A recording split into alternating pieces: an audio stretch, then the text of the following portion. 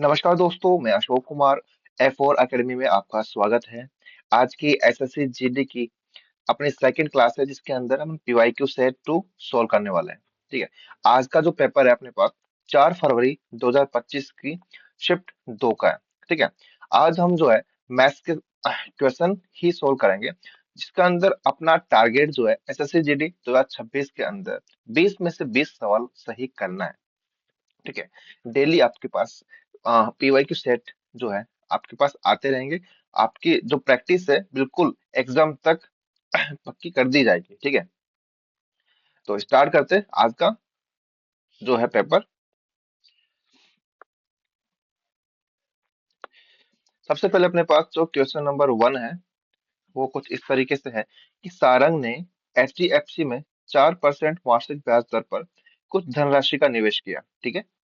यदि 2 वर्षों के बाद सारंग को वार्षिक रूप से चक्रवर्ती होने वाले चक्रवृद्धि ब्याज के रूप में 153 रुपए प्राप्त होते हैं तो संगत साधारण ब्याज कितना होगा। ठीक है। इसको अपन सॉल्व करते हैं। अपने पास क्या दे रखा है, रेट दे रखी है कितनी, 4%। उसके बाद बोल रखा है कि 2 साल, टाइम की वैल्यू अपने पास है 2 साल। वार्षिक रूप से चक्रवृद्धि ब्याज जो है इसके अंदर मतलब सीआई की वैल्यू कितनी देखिए, चक्रवृद्धि ब्याज की 153 रुपए। ठीक है। 153 रुपए अपने पास दे रखा है। ठीक है। इसके बाद बोल रखा कि संगत साधारण ब्याज ज्ञात कीजिए। संगत साधारण ब्याज ज्ञात करने के लिए सबसे पहले अपन को क्या ज्ञात करना पड़ेगा, प्रिंसिपल मतलब मूलधन निकालना पड़ेगा। जब मूलधन निकालेंगे तो उससे अपन क्या निकाल लेंगे, साधारण ब्याज निकाल लेंगे। ठीक है। तो इससे अपन क्या करेंगे, सबसे पहले अपन निकालेंगे आ, मूलधन।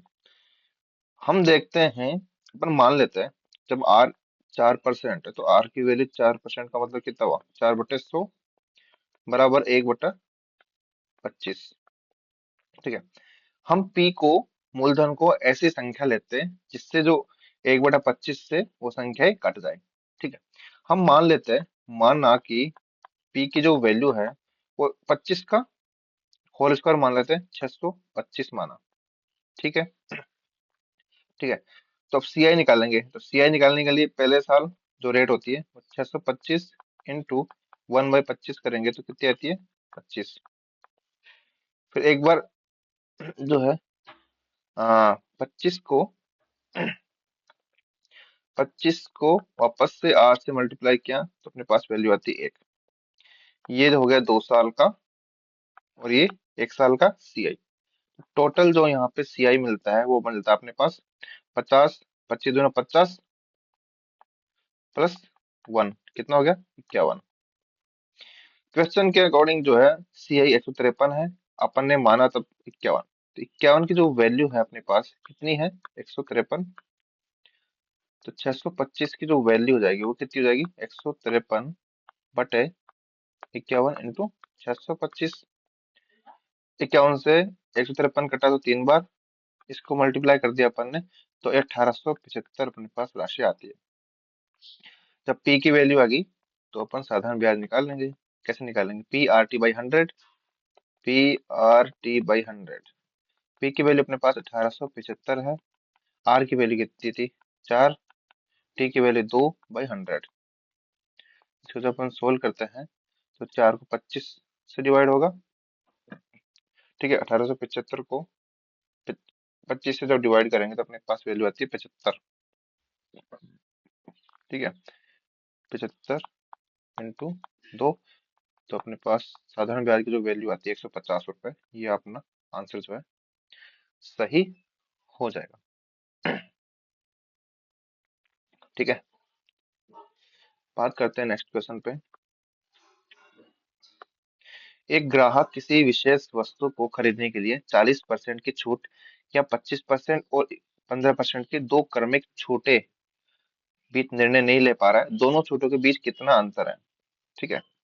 जब हम देखते हैं छूट, सबसे पहला जो केस अपने पास छूट दे रखी है कितनी, डिस्काउंट दे रखा है अपने पास 40%।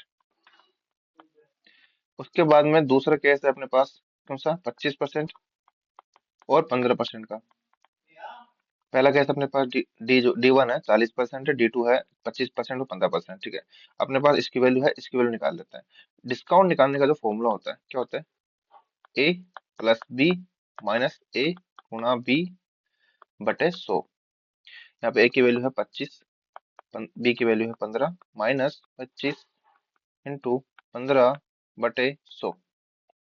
25 को 100 में डिवाइड किया 4 बार, और 15 बटे 4 कितना हो गया? 40, माइनस 15 बटे 4 हो गया। ठीक है, ये हो गया। इसको मान लेते हैं अपन 160 में से 15 ये तो 4 बराबर कितना बचा? 145। 4 12, 4 8 24, एक 4 2 38.25। डिस्काउंट का जो डिफरेंस निकालना है, डिस्काउंट का डिफरेंस निकालना है 40 में से ये गया 38.25, सॉरी 6 बार जाएगा ये। यहाँ पर जो आंसर है, यहाँ पर है 4, 3 से मल्टीप्लाई 12, 2 4 6 24, 4 एकम 4, 4 को 2 से 8, 4 पंच 20, 36.25 है। ठीक है, तो ये अपने पास वैल्यू है 3.75। 3.75 जो है अपने पास ऑप्शन नंबर 1 में है, और यही इसका आंसर हो जाएगा। नेक्स्ट क्वेश्चन की बात करते हैं। एक दुकानदार के पास 7 सेंटीमीटर त्रिज्या वाला एक गोलाकार लड्डू है।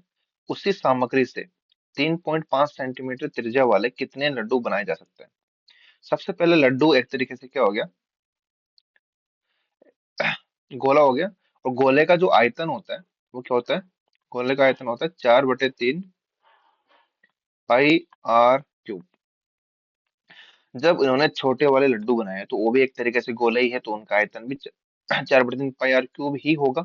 ठीक है, मतलब ये हो गया कि बड़े वाले गोले का जो आयतन है वो बराबर छोटे वाले गोले, मतलब अपन मान लेते हैं कि n जो है वो छोटे वाले गोलों की संख्या है।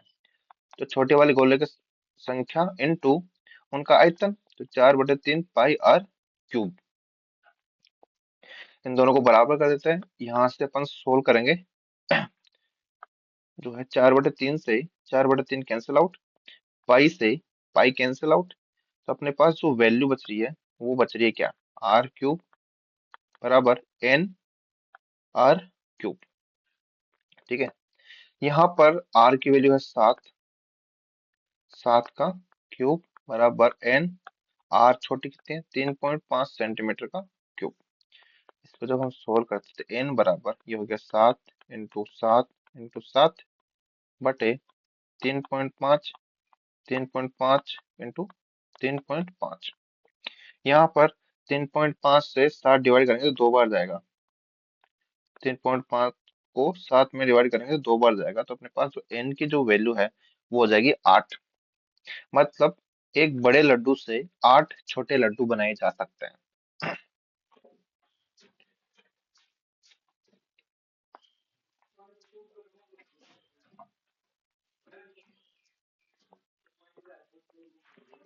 क्वेश्चन नंबर 4 की बात करते हैं। 672 और 7056 का एलसीएम निकालें।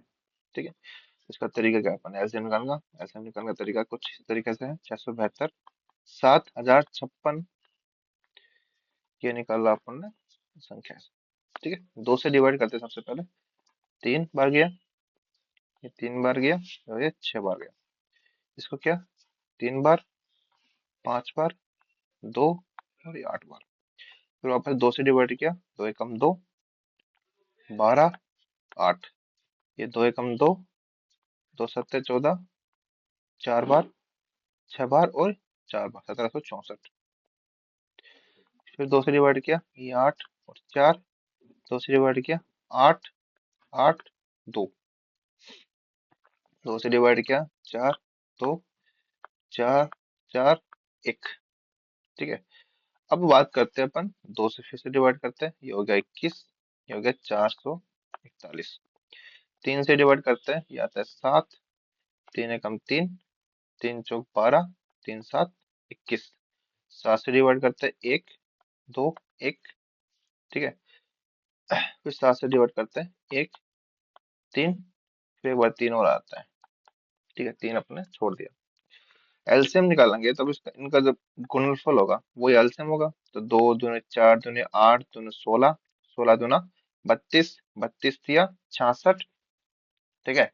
अब 66 को किससे मल्टीप्लाई करेंगे? 7 से, तो 462। फिर 7 से मल्टीप्लाई किया 32 से 34, और 3 से मल्टीप्लाई किया। आंसर नहीं आ रहा, रुको रुको।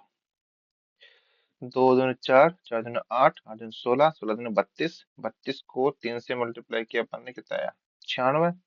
96 को अपन ने 7 से मल्टीप्लाई किया, 672। फिर 7 से मल्टीप्लाई किया, 4 × 704। फिर 3 से मल्टीप्लाई किया, इसकी वैल्यू आती है 14,112। ऑप्शन नंबर 4 जो है इसका सही आंसर हो जाएगा, ठीक है। बात करते हैं क्वेश्चन नंबर 5 की। राचिन एक दूरी 2 घंटे तक 80 किलोमीटर प्रति घंटे की चाल से और 80 किलोमीटर की दूरी 40 किलोमीटर प्रति घंटे की चाल से तय करता है। राचिन की औसत चाल कितनी होगी? औसत चाल निकालने का जो फॉर्मूला होता है वो कहता है टोटल डिस्टेंस और टोटल टाइम। टोटल डिस्टेंस कितनी दे रखी है अपने पास? 2 घंटे तक 60 किलोमीटर प्रति घंटा चलता है, मतलब कितना हो गया? 120 किलोमीटर चल दिया इसने, प्लस 80 किलोमीटर चलता है तो 80 हो गया। टोटल टाइम, ये ले रहा टाइम 2 घंटे, ठीक है। इसका टाइम निकाल लेंगे अपन। कैसे निकालेंगे? 80/40, ठीक है। ये हो गया, ये भी 2 घंटे हो गया। अब हो गया 200/4 घंटे, कितना गया? 50। टोटल जो औसत चाल है वो है अपने पास 50 किलोमीटर प्रति घंटा। ये अपना सही आंसर हो जाएगा। नेक्स्ट क्वेश्चन बात करते हैं। दो रेलगाड़ियां जिनमें प्रत्येक 180 किलोमीटर लंबी है, समानांतर पटरियों पर 50 किलोमीटर प्रति घंटे और 70 किलोमीटर प्रति घंटे की चाल से चलती है। कितने सेकंड में वे एक दूसरे को पूरी तरह से पार कर लेगी?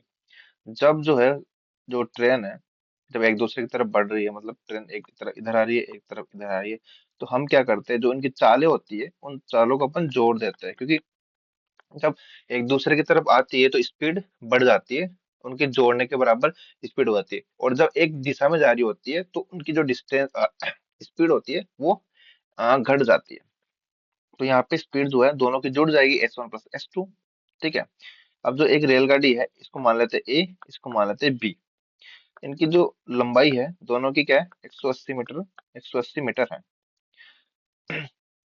ये 50 किलोमीटर प्रति घंटे की के चाल से चल रही है, ये 70 किलोमीटर प्रति घंटे की चाल से चल रही है। एक दूसरे की तरफ बढ़ रही है, कितने सेकंड में वे एक दूसरे को पूरी तरह से पार कर जाएगी? तो हम क्या करेंगे, आ, टाइम निकालना है। टाइम निकालना है तो अपन क्या करेंगे, दोनों को स्पीड, मतलब फॉर्मूला कौन सा अपने पास? चाल बराबर दूरी बटा समय, S = D/T। ये फॉर्मूला लगा देते हैं, ठीक है। तो यहाँ से स्पीड क्या आएगी? स्पीड क्या, अपन क्या बोला? जुड़ जाएगी, तो स्पीड जुड़ जाएगी अपने 50 + 70। डिस्टेंस मतलब दोनों ट्रेनों की जो लंबाई है वो जुड़ जाएगी, 180 + 180 बटे टाइम। यहाँ पे स्पीड जो है किसमें है? किलोमीटर प्रति घंटा। इसको अपन किस में निकालेंगे? मीटर प्रति सेकंड। मीटर प्रति सेकंड में निकालने के लिए किससे मल्टीप्लाई करेंगे? 5/18 से मल्टीप्लाई करेंगे इस पूरी संख्या को। यहाँ करते हैं, पूरी चाल को 5/18 से मल्टीप्लाई करेंगे तो अपने पास मीटर प्रति सेकंड में इसकी वैल्यू आ जाएगी। यहाँ से अपन सोल्व करते हैं आगे की इसको। ये बनता है 50 और 70, 120 इंटू 5/18 बराबर 180 और 180 कितना हो गया? 360। नीचे टी, इसको काटेंगे तो 12 से 36 कितनी बार कटेगा? 3 बार, ठीक है। इसको यहाँ से सोल्व कर लेंगे। जब इसको सोल्व किया तो टी इधर आता है तो 5T बराबर, ये हो गया कितना? ये 54। टी से डिवाइड करेंगे, 5 × 5 0, 5 40। 10.8 सेकेंड। ऑप्शन नंबर 3 इसका सही आंसर हो जाएगा। ठीक है, बात करते हैं नेक्स्ट क्वेश्चन पे। इसको सोल्व करना है। सोल्व करने के लिए क्या करेंगे, कुछ नहीं करना, -9। ठीक है, अपने पास वैल्यू क्या दे रखी है, -60/-12। तो इसको इस तरीके से लिख लेते हैं, -60/-12 प्लस ये -3 × 9, ये कितना हो गया, -27 जब मल्टीप्लाई करेंगे तो। ठीक है, ये 9, माइनस से माइनस कैंसिल आउट, कितनी बार जाएगा, 12, 5, 60, और ये प्लस माइनस बाहर आ गया 27। अपने पास वैल्यू आती है -9, -5, माइनस का 27। इनको जोड़ देंगे, जोड़ेंगे तो 9 और 5 14, 14 और 27 कितना होता है, 41। ऑप्शन नंबर 1 इसका सही आंसर हो जाएगा। इसके बाद बात करते हैं क्वेश्चन नंबर 8 की। पेट्रोल के मूल्य में 60% की वृद्धि होती है, इसकी खपत में कितने परसेंट की कमी कर दी जाए कि इस पर होने वाले व्यय में केवल 12% की वृद्धि हो। ठीक है, आपको मैं शॉर्ट तरीका बताता हूँ इसका। मान लेते हैं 100 है। ठीक है, अब ये बोल रहा है कि 60% की वृद्धि होती है, तो 60% की वृद्धि होती है तो ये हो गया 160%। ठीक है, इसको 100% माना तो अपने पास 60% की वृद्धि करेंगे तो 160 हो जाएगा। अब ये बोल रहा है कि इतनी कमी करनी है कि जो वृद्धि होती है वो ओनली 12% ही रहे, मतलब कमी, इसके अंदर कमी करनी है, और जो वृद्धि फिर भी करनी है, तो 12% की वृद्धि करें तो 112%। ठीक है, यहाँ से वृद्धि हो रही है, यहाँ से वृद्धि हो रही है, यहाँ पे वृद्धि जो है वो कम हो रही है, यहाँ पे ज्यादा हो रही है। तो कितनी कमी की अपन ने, ये हो गया डिफरेंस 8 और ये 48। यहाँ से 48 अपन ने कमी की, परसेंटेज में निकालेंगे तो 48/, कमी किसमें की, 160 में, इंटू 100। जब हम इसको सोल्व करते हैं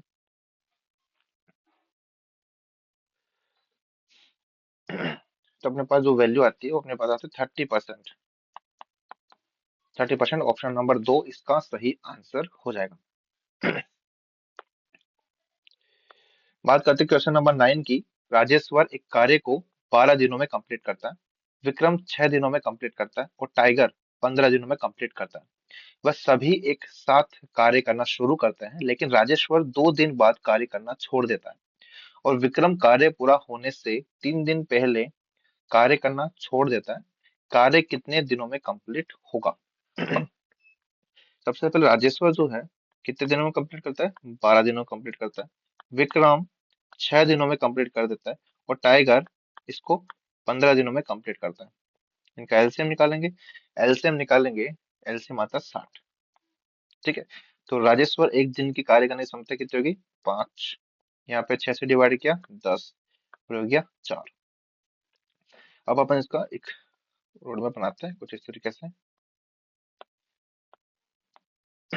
सबसे पहले बोलोगे वे सभी एक साथ कार्य करना शुरू करते हैं, लेकिन 2 दिन बाद कार्य करना छोड़ देता है राजेश्वर। इसका मतलब ये हो गया कि यहाँ पे R plus P plus T, Rajeshwar, Vikram और टाइगर, तीनों 2 दिन तक काम करते हैं। 2 दिन काम करते हैं तो 2 दिन का कितना काम हो गया, 2 × 5 + 10 + 4, क्योंकि तीनों काम कर रहे हैं ना, तो 5 + 15, 15 × 4 = 19, तीनों का काम हो गया 38। जब 38 काम हो गया तो 60 में से 38 निकाला अपन ने, कितना बचा, 22। ठीक है, इसको छोड़ देते हैं अभी, फिलहाल लास्ट की बात करते हैं। ये बोल रहा है कि टाइगर विक्रम पूरा होने से 3 दिन पहले काम छोड़ देता है, मतलब 3 दिन पहले काम छोड़ देता है। यह इसको मान लेते हैं यहाँ पे 3 दिन है। सबसे पहले राजेश्वर ने छोड़ दिया, तो ये राजेश्वर ने जब काम छोड़ा तो यहाँ पर क्या था, विक्रम प्लस टाइगर, और विक्रम ने 3 दिन पहले छोड़ दिया, तो मतलब इस यहाँ पे जो काम कर रहा है वो कौन कर रहा है, ओनली अकेला टाइगर ही काम कर रहा है। ठीक है, अब 3 दिन का टाइगर का काम कितना हो गया, 4। तो टोटल काम जो है टाइगर का वो हो गया 4 × 3 = 12। तो यहाँ से अपन निकालेंगे 12, तो कितना बचा, 10। तो यहाँ पे विक्रम और इसने टाइगर ने 10 दिन काम किया है, तो यहाँ पे 10 दिन जो काम किया है वो कार्य कितने दिन में कंप्लीट होगा, तो डिवाइड कर देंगे, v + t 14, 10/14। ये अपने पास दिनों में काम आ जाएगा कितना, 5/7 मान लेते हैं इसको। अब यहाँ पे जो है टोटल काम कितना हो गया, टोटल एक तो कितना हो गया, 2 दिन काम किया, इधर 3 दिन काम हुआ, और ये 5 + 7, तो टोटल काम हो गया अपने पास 2 + 3 + 5/7, मतलब 5 सही 5/7। ऑप्शन जो है वो ऑप्शन 2 इसका सही आंसर है। सबसे पहले जो है छोड़ के जाते हैं ना, उसको भी अपन कंसिडर कर देंगे, और इधर जो है कितना मिल रहा है, तीनों मिलके कितना काम करे उसको भी अपन कंसिडर करेंगे, ठीक है। बात करते हैं, हाँ सॉल्यूशन कैलकुलेशन है। क्या अपने पास 16 + 10 ÷ 5, 10/5 -2 × 3। जब हम इसको सोल्व करेंगे तो 16 प्लस इसको डिवाइड किया 2 बार, माइनस ये हो गया 6, 16 × 2 = 18, 18 में से 6 गया तो 12। ऑप्शन नंबर 12, ऑप्शन नंबर 1 जो है इसका सही आंसर हो जाएगा। क्वेश्चन नंबर 11, एक बेईमान दुकानदार अपने सामान को क्रय मूल्य पर बेचने का दावा करता है, क्योंकि वह एक ऐसे बाट का उपयोग करता है जिसका वजन वास्तव में उस पर लिखे वजन से 26% कम है। उसका लाभ परसेंट निकालना है, ठीक है। शॉर्ट ट्रिक बताता हूँ आपको। इसको मान लेते हैं अपन 100%, ठीक है। उस पर वजन से 26% कम है, 26% कम है, इसका मतलब ये हो गया कितना, 74%। अभी लाभ पूछ रहा है, अब लाभ निकालने क्या करेंगे अपन, कितना प्रॉफिट है वही चीज देखनी है, कितना है 26, किससे 74 से, 26/74 × 100। जब हम इसको सोल्व करेंगे तो अपने पास जो वैल्यू आती है वो आती है बटे 74 करेंगे तो 35.135, लगभग इस के समान इसका आंसर आएगा, ठीक है। ऑप्शन नंबर 4 इसका सही आंसर हो जाएगा। निम्नलिखित का मान ज्ञात कीजिए। अपने पास क्वेश्चन जो है वो हो गया अधूरा। जब अधूरा हो गया तो अपन इसको देखते हैं कि इसका क्वेश्चन जो था वो कौन सा क्वेश्चन था, ठीक है। एक सेकंड रुकिए, इस क्वेश्चन के अंदर हम देखते हैं क्वेश्चन नंबर 12 अधूरा है। एक second, please give me some time.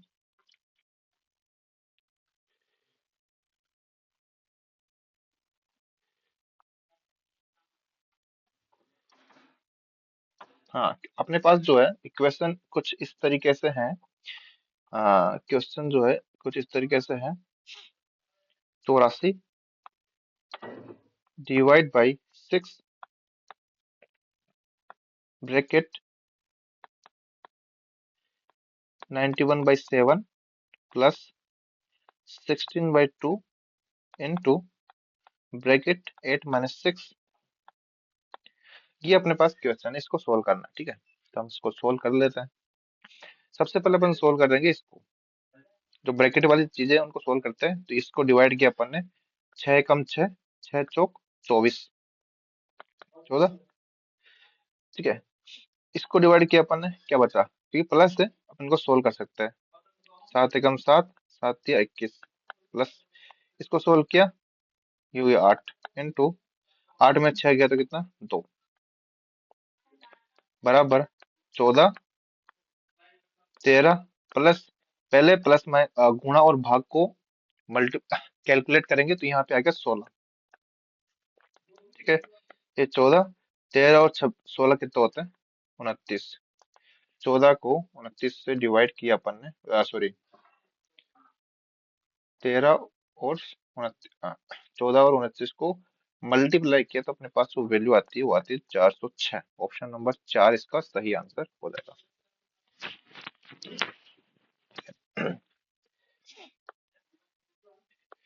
दोनों ट्रेनें 60 किलोमीटर प्रति घंटा, 110 किलोमीटर प्रति घंटे की चाल से विपरीत दिशाओं में गति कर रही है। एक ट्रेन की लंबाई 360 मीटर है, ठीक है। उन्हें एक दूसरे को पार करने में 21 सेकंड का समय लगता है। दूसरी ट्रेन की लंबाई कितनी है, दशमलव में निकालना है, कुछ नहीं करना। अपने पास ट्रेन की एक ट्रेन ए है, एक ट्रेन बी है, ठीक है। ये 60 किलोमीटर प्रति घंटे की चाल से चलती है, दूसरी चलती है 110 किलोमीटर प्रति घंटे की चाल से चलती है। ठीक है। एक ट्रेन की लंबाई 360 मीटर है, तो इसको मान लेते हैं अपन 360 मीटर। दूसरी को मान लेते हैं अपन, क्या मान लेते हैं, एक्स मान लेते हैं। ठीक है। एक दूसरे को पार करने में 21 सेकंड का समय लगता है, दोनों पार करते हैं तो 21 सेकंड का समय इनको लग जाता है दूसरी ट्रेन की लंबाई ज्ञात करने। अभी अपन ने सोल्व किया था, जब दोनों ट्रेनें एक दूसरे की तरफ बढ़ती हैं तो जो स्पीड है वो जुड़ जाती है, और स्पीड का अपने पास फॉर्मूला d/t। ठीक है। तो स्पीड अपने पास कितनी है, 60 किलोमीटर प्रति घंटा, दूसरी 110 किलोमीटर प्रति घंटा, बराबर डिस्टेंस कितनी है, एक ट्रेन की लंबाई दे रखी है अपने पास 360 मीटर, दूसरी ट्रेन की लंबाई दे रखी है अपने पास एक्स, अपन ने एक्स इसको मान लिया। टाइम कितना लग रहा है, 21। अब देखिए डिस्टेंस, जो इनकी लंबाई है वो तो है मीटर में, टाइम दे रखा है सेकंड के अंदर, तो अपने पास स्पीड है किलोमीटर प्रति घंटा। तो हम जो है इसको कन्वर्ट करेंगे किसमें, मीटर प्रति सेकंड में, तो 5/18 से इसको मल्टीप्लाई कर देंगे। ये अपने पास इक्वेशन बैलेंस हो गई। यहाँ पे इसको अपन सोल्व किए तो 5/18, 60 और 110 कितना हो गया, 170, बराबर ये हो गया 360 प्लस x/21। जब हम इसको काटते हैं तो 6 से काटते हैं, 3 3 से कटेगी ये, 3 को 6 से मल्टीप्लाई किया, ये गया 7 से मल्टीप्लाई किया। ठीक है। इससे ज्यादा ये कटेगी नहीं। अब इसको इनको क्या करेंगे अपन, आपस में गुणा कर देते हैं। तो ये अपने पास वैल्यू आती है 5/6 इंटू 7 इंटू 170, बराबर 360 प्लस एक्स। ठीक है। अब इधर वाली संख्या को अपन सोल्व करते हैं, तो ये अपने पास जो वैल्यू आती है वो आती है 991.66। 360 इधर आया तो 360 बराबर एक्स। जब इसमें से 360 माइनस कर देंगे तो अपने पास जो वैल्यू आती है एक्स की, वो आती है 631.66। मतलब दूसरी ट्रेन की जो लंबाई है वो अपने पास 631.66 मीटर आ जाएगी। ठीक है। क्वेश्चन नंबर 14 है, एक उम्मीदवार को 25% अंक प्राप्त होते हैं और वह 68 अंकों से अनुत्तीर्ण हो जाता है, जबकि वह एक दूसरे उम्मीदवार जिसे 50% अंक प्राप्त होते हैं को परीक्षा उत्तीर्ण करने के लिए आवश्यक न्यूनतम अंकों से 42 अधिक अंक प्राप्त होते हैं। ठीक है। एक चीज मैं बताता हूँ, किसी उम्मीदवार को अगर 25% मार्क्स मिल रहे हैं और वो बोल रहा है कि 68 अंकों से अनुत्तीर्ण हो जाता है, मतलब अगर उसको 68 मार्क्स और मिल जाते तो वो पास हो जाता। मतलब 25 प्लस 68 मिल जाते तो पास हो जाता। ठीक है। दूसरा बोल रहा है 50% अंक प्राप्त होते हैं, लेकिन उसको परीक्षा में उत्तीर्ण करने के लिए आवश्यक न्यूनतम अंकों से 42 अंक अधिक प्राप्त हो गए। मतलब अगर 50% अंक प्राप्त होने के बाद अगर उसके जो मार्क्स है 42 कम भी होते तो पास हो जाता। मतलब दोनों कंडीशन के अंदर मिनिमम नंबर के अंदर वो पास हो रहा है, यही अपन को निकालना है यहाँ से। सोल्व किया, 50 इधर आया, 50 को अपन इधर ले जाते हैं, 42 को अपन इधर लाते हैं। ठीक है। जब हम इसको सोल्व करेंगे तो 68 प्लस 42 कितना हो गया, 110, बराबर इधर आ गया तो ये अपने पास बचा 25%। जब 25% की जो वैल्यू है वो है 110, तो 100% की वैल्यू निकाल लेते हैं। ये परीक्षा के पूर्णांक निकालना है, तो 110/25 इंटू 100, इसको सोल्व करेंगे तो अपने पास 440 आएगा। ऑप्शन नंबर 1 इसका सही आंसर हो जाएगा। ठीक है। क्वेश्चन नंबर 15, वार्षिक साधारण ब्याज की समान दर पर अमित 5400 रुपए की राशि निवेश करता है और गोपाल 9400 रुपए की राशि का निवेश करता है। 4 वर्ष के अंत में गोपाल का अमित से 480 रुपए अधिक ब्याज प्राप्त होता है, तो वार्षिक ब्याज की दर ज्ञात करनी है। कुछ नहीं करना, यहाँ पर जो फॉर्मूला अपने पास साधारण ब्याज का फॉर्मूला क्या होता है, PRT/100, मतलब मूलधन गुणा दर गुणा समय बटे 100। ठीक है। यहाँ पर का जो ब्याज है गोपाल को जो ब्याज मिलता है अमित से, वो कितना मिलता है, एक्स्ट्रा 480 रुपये ब्याज मिलता है। तो गोपाल का ब्याज जो है वो कितना होगा, गोपाल का गोपाल का ब्याज कितना होगा? गोपाल का मूलधन 9,400, रेट निकालनी है, टाइम कितना देर का? 4 वर्ष बटे 100। अमित का कितना है? 5,400, ये रहा। ठीक है, रेट निकालनी है, दर, टाइम देर का अपने पास 4 साल बटे 100 बराबर ये 480। दोनों का ब्याजों का जो अंतर है वो 480 रुपये दे रखा है। इसको काटेंगे, 2 जीरो से 2 जीरो कैंसिल आउट, 2 जीरो से 2 जीरो कैंसिल आउट। ठीक है, यहाँ पर जो आंसर जो वैल्यू आती है वो आती है 94 को 4 से मल्टीप्लाई किया अपन ने, तो कितना आ गया? 376। और माइनस 54 को 4 से मल्टीप्लाई किया तो ये आ गया 216 बराबर 480। 376 में 216 गया तो ये 0, 6, 160 आर की जो वैल्यू है वो है 480। रेट निकल जाएगी यहाँ पे 3, 16, 38, 3%। ऑप्शन नंबर 2 इसका सही आंसर हो जाएगा। ठीक है, एक दुकानदार ने 520 रुपए में एक वस्तु खरीदी, 10% लाभ प्राप्त करने के लिए उस वस्तु को किस मूल्य पर बेचना होगा?